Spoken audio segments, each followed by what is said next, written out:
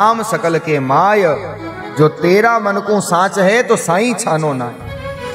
भरोसा करना है महाराज तो राम का करो, भगवान का करो।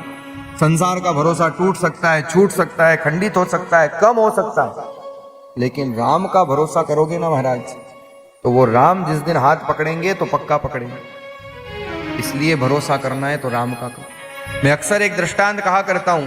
एक बार एक नव विवाहित युगल, नई नई शादी हुई थी, नया नया जोड़ा विवाह करने के लिए विवाह किया और विवाह के बाद यात्रा करने के लिए गए। यात्रा करने गए तो एक नौका में बैठकर नौका विहार कर रहे थे, स्टीमर में बैठे थे। वो स्टीमर, वो नाव चलने लगी और जैसी नाव चलने लगी योग ऐसा बना, थोड़ी दूर गए और उत्ताल तरंगे आ गई समुद्र में। जब लहरें उत्ताल तरंगे लेने लगी तो नाव डगमगाने लगी। जैसे ही नाव डगमगाई तो सब घबराए, सबके माथे पर चिंता की रेखाएं दिखाई दी। कोई हनुमान चालीसा का पाठ करने लगा, कोई क्या करने लगा, कोई रोने लगा, कोई माथा पीटने लगा कि आज तो जीवन का अंतिम दिन हो जाएगा, आज जीवन खत्म हो जाएगा। सब परेशान थे, सब चिंतित थे। लेकिन जो नया नया विवाह करके गए थे ना दोनों पति पत्नी, पत्नी तो इस छोर पे खड़ी थी, पति नाव के उस छोर पे खड़ा था। पत्नी ने देखा सारे लोग चिंता में हैं, लेकिन मेरे पतिदेव मंद मंद मुस्कुरा रहे हैं, बड़े प्रसन्न हैं। ऐसी स्थिति में भी इनको चिंता नहीं हो रही, इनको भय नहीं लग रहा, डर नहीं लग रहा। उसको बड़ा आश्चर्य हुआ, ऐसी स्थिति में कोई कैसे प्रसन्न रह सकता। और महाराज वो भीड़ को चीरती हुई गई, अपने पतिदेव से जाकर के पूछा,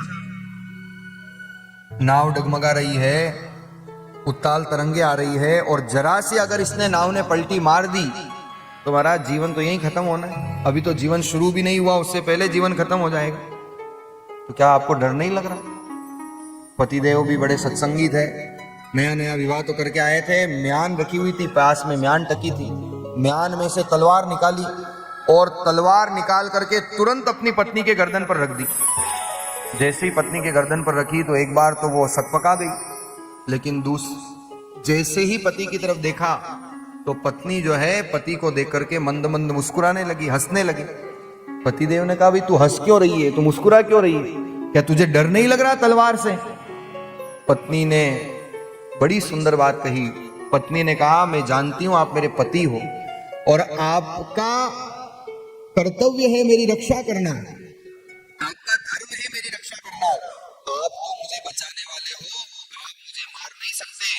पति ने तलवार वापस म्यान में रखी और कहा कि जब तुझे मेरे ऊपर इतना विश्वास है कि मैं तुझे ऐसे मार नहीं सकता, तो मुझे भी मेरे राम पर ऐसा विश्वास है कि मेरा राम भी मुझे ऐसे मार नहीं सकता।